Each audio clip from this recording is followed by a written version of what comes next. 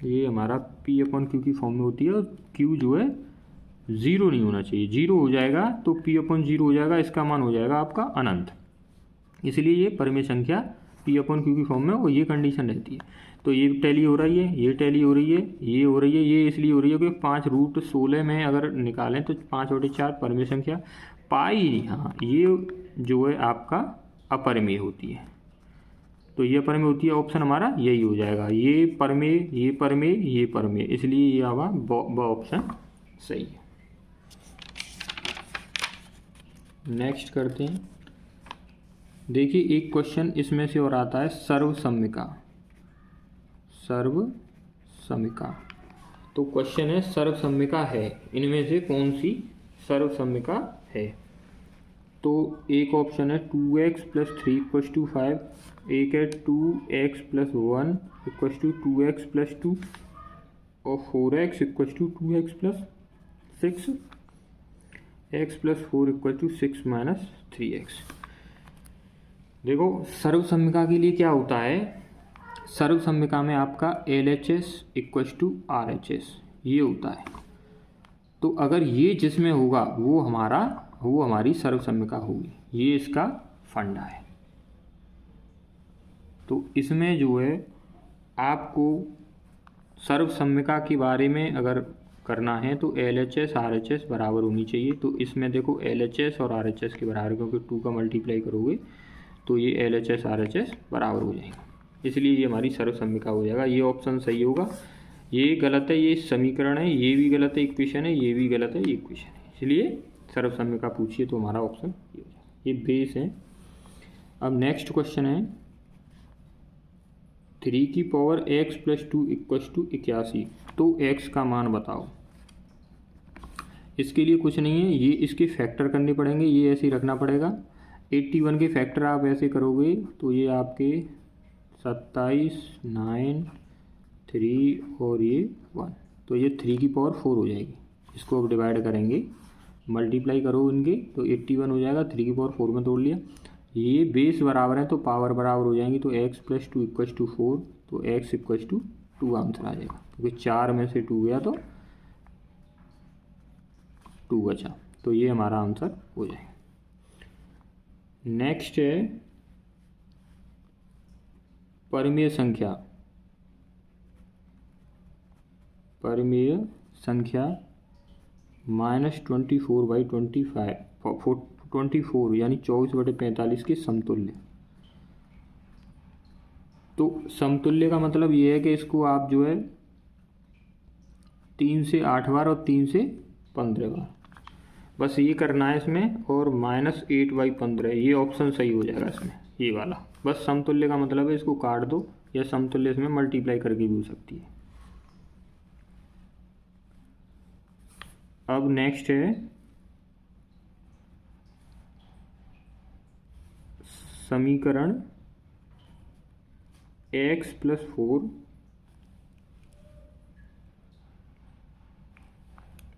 + 10 = -4 में x की value बतानी है।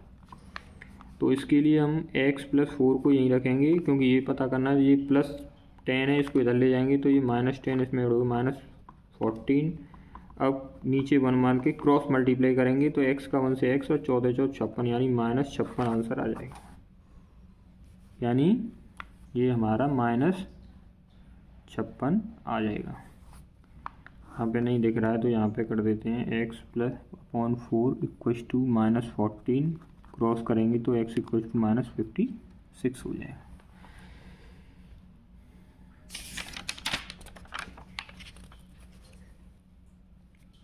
नेक्स्ट है, ये वैसे मैं बता चुका हूँ इसको,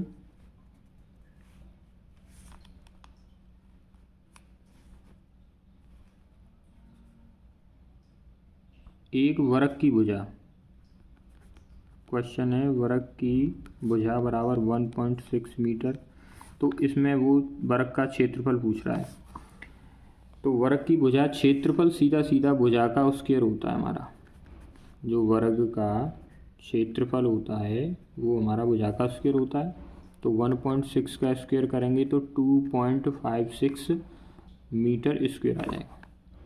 क्योंकि भुजा का स्क्वायर 16 का गुणा करेंगे, 2 अंक बाद पॉइंट लगा देंगे, 2.5 से हो जाएगा। नेक्स्ट क्वेश्चन है, ये आ जाता है सबसे छोटी सम अभाज्य संख्या बताओ। तो ये होती है 2। सबसे छोटी समअभाज्य संख्या 2 से ही स्टार्टिंग होती है, सबसे छोटी है और सम भी है। नेक्स्ट क्वेश्चन है, किसी त्रिभुज का क्षेत्रफल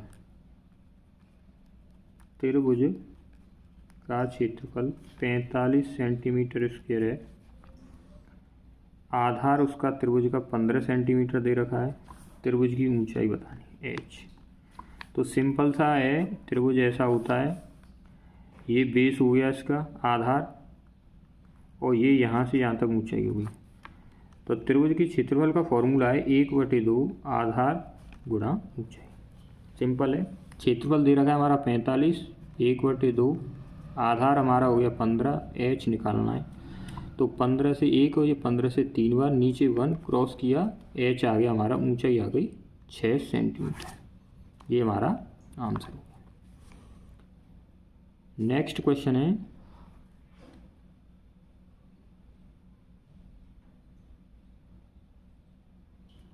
दो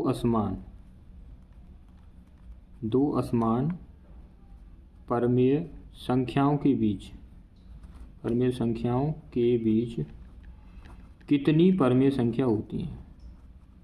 तो असमान है तो इसमें आपकी अनंत होंगी। नेक्स्ट क्वेश्चन है, देखो इसमें अनुवर्ती और पूर्ववर्ती ये क्वेश्चन भी आते हैं। 21 की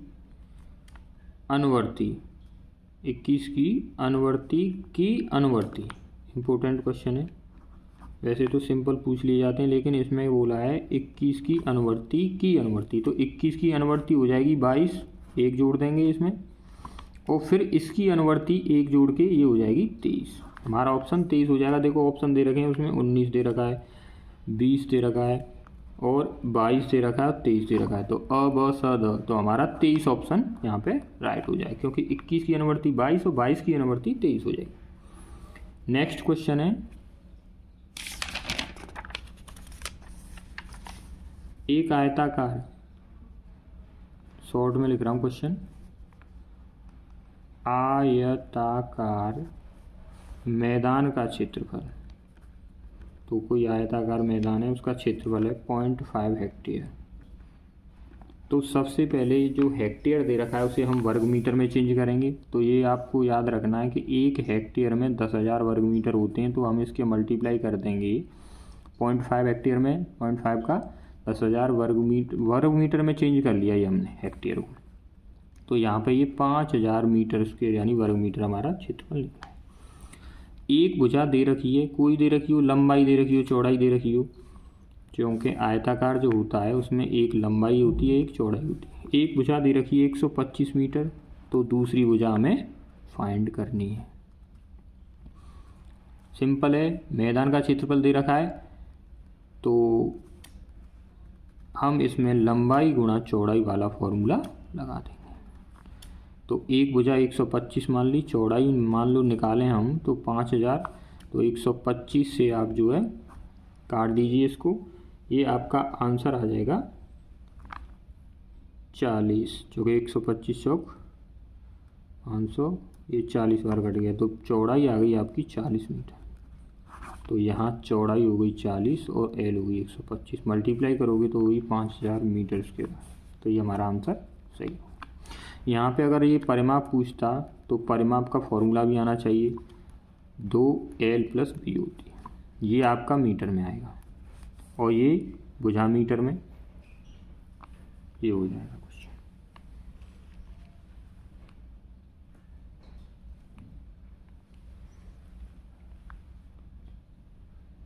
नेक्स्ट क्वेश्चन है, एक घन मीटर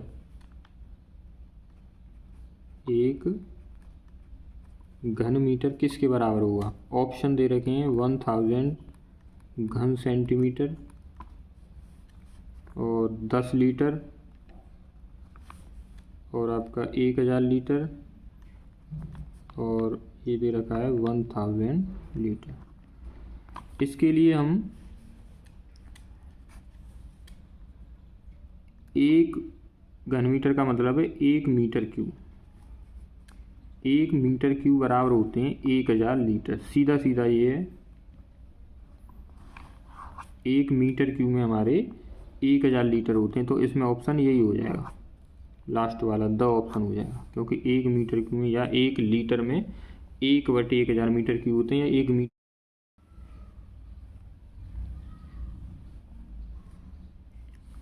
1 घन मीटर में 1 मीटर क्यूब बराबर 1000 लीटर होते हैं। ये हमारा ऑप्शन हो जाएगा।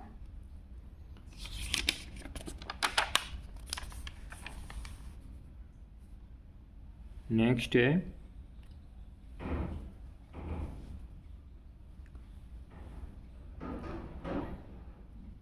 देखो, एलसीएम निकालने को आते हैं।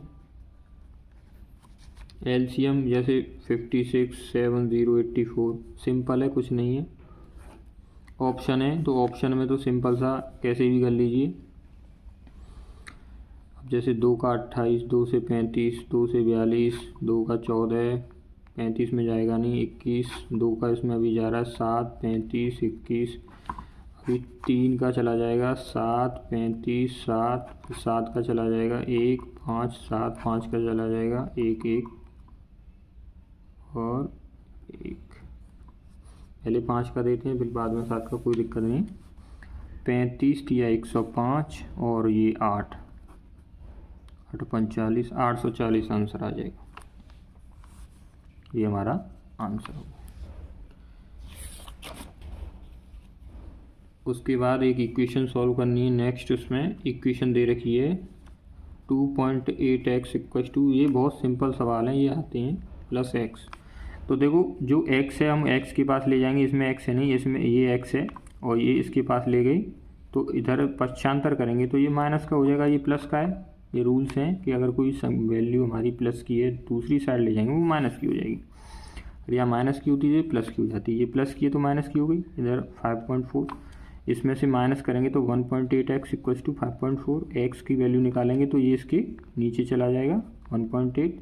अब पॉइंट से पॉइंट 18 × 3 = 54, यानी x की वैल्यू आ गई हमारी 3। ऐसे इक्वेशन सॉल्व करने को आ जाती है। तो जो ऑप्शन होगा वो हमारा आंसर हो जाएगा।